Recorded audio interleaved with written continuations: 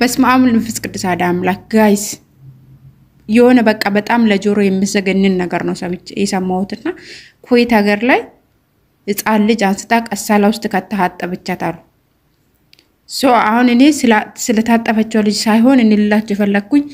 እዚህ ሀገር ላይ የትም ሀገር ላይ ሆኑና እኛ ልጆች ይሆናችሁት ልጅ የምትጠብቁት ራሳችሁን ኮንትሮል አድርጉ ራሳችሁን እንዴት ያኔ ራሳችሁን እንዴት መቆጣጠር እንደምትችሉት እሺ እንትን በሉ ተለማመዱ ለምን ልጆች ትግስት ያስጨርሳሉ ልጅ መጠበቅ ማለት በጣም ሪስክ አለው አይኖ አቃለው ግን ራሳችሁን እኔ እንጃ እኔ ፈጣሪ ይጠብቃችሁ ልጅ ሲጠብቁ ራሳችሁን ጭምር ጠብቁ እንግዲህ ልጅቷ ፊሊፒን ይናታሉ ልጅ ጻል ልጅን አንስታ ቀሳላ ውስጥ አስገብታ ማስገባት ብቻ አይደለም 2 ሰዓት ነው የሞላችበት አሉ ቀሳላው ላይ አውቶማቲክ ነው 2 ሰዓት ነው የሞላችበት መቼም እንድትሞት ነው እንጂ እንድትኖር አይደለም ሶ ምክንያቱ ስትጠየቅ ትጮዋለች ታለቅሳለች ስለምታለቅስ ነው ስለምትጮህ ነው የሚል ምክንያት ነው የሰጠችው አሉ በቁጥጥር ስር ውላለች ሶ ራሳችሁን ጠብቁ መድኃኒዓለም ሁላችንም ይጠብቀን ገብርኤል በለተቀኑ ሁላችንም ባያለንበት ይጠብቀን ግን በቃ በጣም ጊዜው በጣም ከፍቷል በእውነት እኔ በጣም ነው ያዘው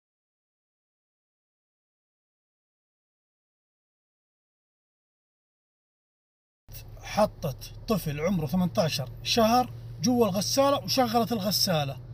لا إله إلا الله توفى الطفل في الكويت أبوه لحقه وهو جوا الغسالة شالوه ودوه المستشفى خلاص توفى رحمة الله عليه حققوا معاها الشغالة تقول أزعجني وحطيته بالغسالة عشان ارتاح منه يا جماعة انتبهوا ما لهم أشما أركفوني هردفتوت كبزمتوتا تانا اليوتيوب ياسكالت جلت يارقمتني جرجرتو نغانكو بكنسرتني تسنيها جو جتشا إيغا حكوما بيكمو حكوما أرغا جرتني لغا دبتشوف وان باينا مقدسيسو إيغا حكوما داقيساني ورون عربي فداقيسان ياكسما سيمو afaan arabiffaatis in dhageenye jechuudha እንግዲህ akkuma beekamu sarratanya Filipiiniin daa'ima guddisaa kan turte jechuudha daa'ima waggaa takka jechuun daa'ima xiqqishuudha jechuudha daa'ima xiqqishuu kana warreen keessattuu daa'ima guddistan jechuun daa'imti እንግዲህ obsa nama fixachiisti haa ta'u malee obsas nama fixachiistu malee daa'imti dhuga dubbachuuf daa'imti tun isaanidha homaa hin beektu oduma waan mafeeyyuu ta'e dhiistee tirree biraa deemti malee waan akkana kana irratti nin raawwatu jechuudha ishiidhaaf illee gaarii miti nuummoo maal barumsa irraa barumsa sinii fakka ta'uuf jechuudha ijoolleen akkana godhanii akkasumas immoo daa'ima rukutanii kaayoo biyya baaneef ka hundi keenya nu hin beekna waan ta'eef ishiin kun amma yookiin immoo tarii sammuun shiitirree hin hojjetu ta'uu danda'a daa'imti soda namni daa'ima isaanii kana qasaalaa keessa godhu jechuun bataam kabbaadidha jechuudha dhugaa dubbachuuf nama sammuu hin qabne yoo ta'e malee yookiin immoo nama yaadne yoo ta'e nama xiqqoo sammuun barrafame yoo ta'e malee so mafeeyyoo daa'imti mafeeyyoo kan jeeqtu ta'e osoo kan nama rakkistu yoo ta'e maatii ishiitti kennanii biraa deemuudha malee akkanatti ajjeessuuni baay'ee ulfaata harka maaliif akka ishiin achi keessa gootee bichaana baay'ee tokko na rakkise dhugaa dubbachuuf ishiidhaaf iyyuu gaarii miti so na akkasini jechuu barbaada obboloota kiyyaa warreen daa'ima guddistan keessattuu of eeggannoo godha amma feeyyuu daa'imti yoo sin rakkiste amma feeyyuu oduma ta'eyyuu daa'ima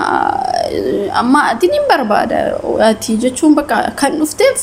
yookiin immoo mana daa'ima garuu dhiisuu warreen daa'iman jaalanne jechuudha daa'ima kan salachaamtan jechuudha yookiin immoo daa'imti sun kan baay'ee nama rakkistu yoo ta'e yookiin immoo kan baay'ee nama dhibdu yoo ta'e gatanii biraa deemuu malee akkanatti daa'ima akkana gochuun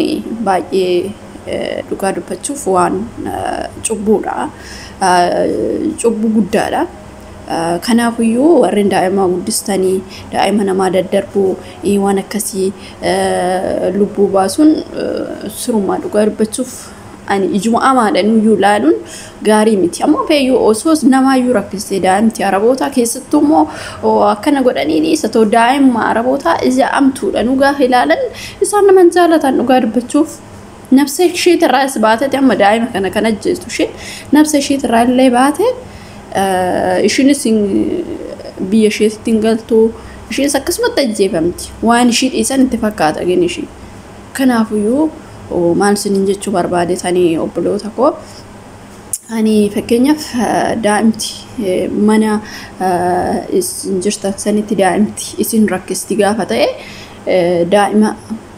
bakka biraatti jijjiirrachuu dandeessu jechuudha. Kan baay'ee nama rakkistu yoo jiraatte tarii daa'imti takka hin iyyiitii maal taatii baqa baay'ee nama rakkistu hin jirti sababa dhukkubbiirran keessattuu daa'imti Araboota ni beektu baay'ee hin jeeqxi jechuudha. Kanaafiyyuu maal gochuu ergam jaalanne daa'ima iyya san ergan jaalanne namni iyya jaalatu hin jiru gin daa'ima ittiin beekne dhiistee biraa deemu bakka biraatti jijjiirrachuu dandeessu yookiin immoo obbaduullee malee dhugaa dubbachuu waan kana raawwachuun baay'ee maxifoodha. Ishiidha hayyuu gaarii miti. Amma beektanii yeroo darbee micattii takkatu ture isheen maal goote micayyoon jabdu waggaa lamaati. Daa'ima waggaa lamaati asuma Dubaay keessatti jechuudha. Daa'imti tuni baay'ee nama rakkisti jettee baay'ee rakkisti. Achi baqa daa'ima tana yeroo hunda eeggamtii fooqarraan baqa mastaawotii bantii achirraan gadi buuti jedheen baqa sirrimattan eegaa ture jette. Sirriitti eegaa yookiin immoo fooqarraan darajaan hin jira achirraan kaattee buutti lafa dhoofti baqa baay'ee rakkisti barri itti cufnee kutaa tokko keessatti itti cufeetan ishuma eegaa oola jette. Guyyaa kaanitti daa'imti tun baay'ee qalaqalamti. Isaanuma biraatti ani isaan saalonii taa'u daa'imti tun ani baqa walii gadi fiigdii achi fiigdii as fiigdii ana shaayii danfisinaan jedhanii yeroon shaayii danfisee shaayii danfisuuf amma kushiinaa seenii jette ishiin daa'ima isaan biratti goote maatuma ishii bira keessee yeroon kushiina seenii shaayii san danfisee anuyyuu shaayii san danfisaan jira hin xumurre jette daa'imti sun lafa dhoofte isaanuma bukkeetti baqa akka maleetti lafa dhoofte daa'imti isaan immoo hin dandeechu akkuma beektan dhugaa dubbachuuf daa'imti eenyuun lafa dhoofte isaan booda baqa daa'imti sun dhukkubsattee hin boqattee jette dhugaa dubbachuu kun daqiiqa takkitti biraa deemte jechuudha. Kadang macam sun boce baqa uette ya warren argitan yoo jiraatanii liibii irratti jechuudha liibii TikTok irratti arge asuma Dubaay keessatti jechuudha. Ani jechuun baqa ani baay'ee tokko daa'ima san yeroo dheeraaf waan eegaa tureef daa'imti baay'ee qalqaalladha. Eeggamuu barbaachisti. Ani biraa deemu iyyuu hin barbaanne isaan deemii shaayii danfisinaan jedhee biraan oofee jettee isaan bira jiru immoo beektanii odoo ishii isaan bira jiraachuu baate odoo maatiin bira jiraachuu baate maalidha micayyoo san irratti akka waan isheen eenyu jetteetti ilaalamaa jechuudha. Waan akkana daa'ima akkanaa tana of eeggannoo godhaa yeroo hunda warreen daa'ima guddisan yeroo hunda waan akkana kanarratti of eeggannoo gochuun barbaachisaadha isiniin jechuu barbaadetanii. So waan akkasiiti ani dhugaa dubbachuuf baay'ee ulfaatu daa'ima guddisuun baay'ee baqa dhugaa dubbachuuf keessattuu biyya Arabaatti daa'ima guddisuun baay'ee ulfaataadha. Daa'imti rabbaashidha gaafa gadiin ba'anii baqa so baay'ee tokko ani gin dhugaa dubbachuuf ani daa'ima hin jaaladhu mana daa'imaatirree hin taa'u ani mana daa'imaatillee insen jedheetan dinamaan fi nan beeka waan ta'eef daa'imti asii baqa hona latti argu namoota daa'ima guddisan baqa baay'ee jedhu baqa maaliif daa'imti raftoo fi irrakkisti isaan boodatti immoo baqa isaan immoo akkuma beektan saraatanyaa irratti gatuniitti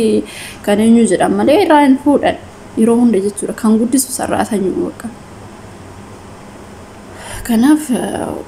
waan akkana kanarratti xiyyeeffannoo gochuun barbaachisaadha. Maaliif jennaan daa'imti namaa yoo miidhamtee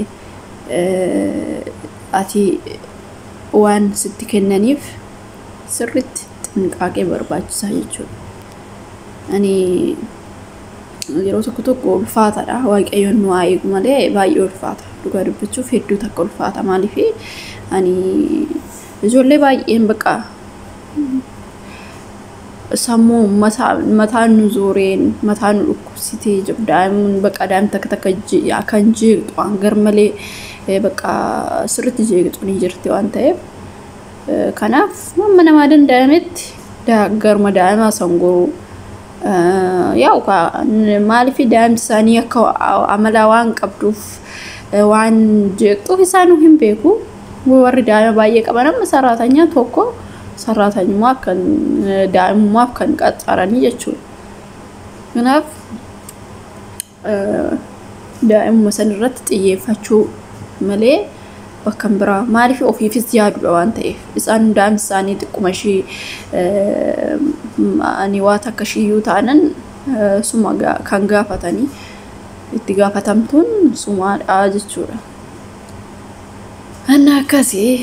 dhugaa dubbachuuf yeroo tokko immoo keenyas ijoolleen yeroo baay'ee of eeggannoo godhanii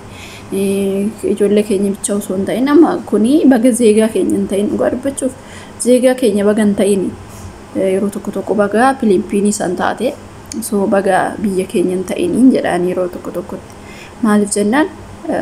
amma yeroo darbee mucayyoon wayii Kuweet jechuudha mucayyoo Amboo kan taate mucayyuma jabduu ajjeestee jedhanii yaa'u hidhaa waggaa baay'eetti faradanii waggaa darbe waggaa tokko guutuutti fakkaatee erga ajjeesanii jechuudha mucattii sanii jechuudha isaan Kuweetitti seerri isaanii akkasii amma seerri Dubaay fi seerri Kuweet tokkodha maal jennaan hin ajjeesu alaxuu seera gaariidha. Mucayyoon sun gin mucayyoo Ambooti daa'ima xiqqoo sun taan ishiin guddoodhuma dhugaa waan akkasii amala akkasii namni qabdan dhugaa waaqayyoon obsa hunduma keenyaaf haa kennu malee aarii akkasii kana biyya Arabaatitti dhiisuus irra jira dhugaa dubbachuuf gin waan akkasii kun baay'ee ulfaataadha. Mucayyoon tuni mucayyuma jabduu kan yuunivarsiitii barattuudha jedhanii kan ishiin rukuttee ajjeeste ijoolleen isaanii hin danda'an beektanii waan namaa eeguu maal gocha rukuttaas dhaqxi yoo ta'uu fi baate kan jirtu mana namaati mana isaaniiti kan jirtu waan ta'eef yoo ta'uu fi baate deemu garan biraa yoo ta'eef taa'u maal gocha lolaas deemuun hin barbaachisu beektanii waan akkasiiti wanta waan akkanatirra amala akkanaa warreen amala akkanaa qabdan amala akkanaa dhiisaasin jechuu barbaadanii warreen biyya Arabaa jirtan hunduma keessan kun dhaamsa kiyya dhugaa dubbachuuf amala badaa isaaniin wallola isaaniin wallolu akkasuma ijoollee isaaniitiin gaarii miti maaliif beektanii yeroo tokko dhugaa dubbachuuf waa baay'eetu jira gin waaqayyoon dhugaa dubbachuuf nu haa eegu malee baay'eetu jira akkaataan haalli isaanii baay'eedha engidihi hin ulfaata waanuma hundaafuyyuu ani daa'ima isaanii immoo xinqaaqeetti godhu sirriitti warri keessattuu dhugaa dubbachuuf yeroo hunda waan isinii dhaamu keessattuu warreen ijoollee guddistan daa'ima bira jirtan daa'ima san sirriitti eegu. Hojiin biraa isinitti taa'u dhugaa dubbachuuf hojiin biraa isinitti taa'u daa'ima san seeran qabachuu halaas waan biraaf amma yookiin ishiin yaa'u ka'a Kuweetitti akkuma beekamu sarratanyaanis takka ammoo fe'eeyyuu aarsitu ammoo feeteeyyuu cinceechitu oduu aaruyyuu dhiistee akka abiddaatti gurguddee akkana waan akkana wanta suukanneessa waan badee akkana kana dhugaa dubbachuuf daa'ima. Arabsma qasaadhaa keessa goote hoo ara guddinoo dhugaa dubbachuuf baay'ee ulfaataadha waan jedhan nama wallaachisa dhugaa rabbi hoo daa'ima waggaa takka akkamitti qasaadhaa keessa goote daa'ima san miiciti kafana seete moo ara rabbiin ishiidhaaf yaa dhiisu dhugaa dubbachuuf waan baay'ee nama azaazansiisudha dhugaa natti fakkaachuu dide ani gaafa miidiyaa kana argu angana Araboota tanarraa dhaga'ee viidiyoo daa'ima sanii argutti dhugaa natti fakkaachuu dide maaliif jennaan akkanaan argine sirumaayyuu Arabsmaa waaqayyoon ishiidhaaf yaa dhiisu daa'ima xiqqishuu tana dhiisatu Arabsmaa rabbi maal waan akkana an garbii gizeen irra deddeebi'ee dhaggeeffadhe naas kan waaqa inni famti moo an daa'ima nama ajjeestu daa'ima nama ajjeesuu dhufteessin ana akkasiniin jedhaa hordoftoota kiyyaa waan waliin turtaniif guddaa galatoomadha እንግዲህ ሁንዱማ ከኛፍ በከጅሩት ያቂዩ ነው ኤጉ ቲክሴሳን ፊያታው እንግዲህ ዋና ከሰከስ ይጅራ ዋንቲ ዳጋን ዋንቲ ሚዲያ ከነራ ዳጋን ባይ ነማ ቲንቶሉ ከናፉዩ ማልዳ ኦፊከኑ ጉዳጎቹን በርባች ሳዳ ሲኒንጀቹን ጃለዳ እና ከሲ ዋንቲ ጉዳንሞ ዋን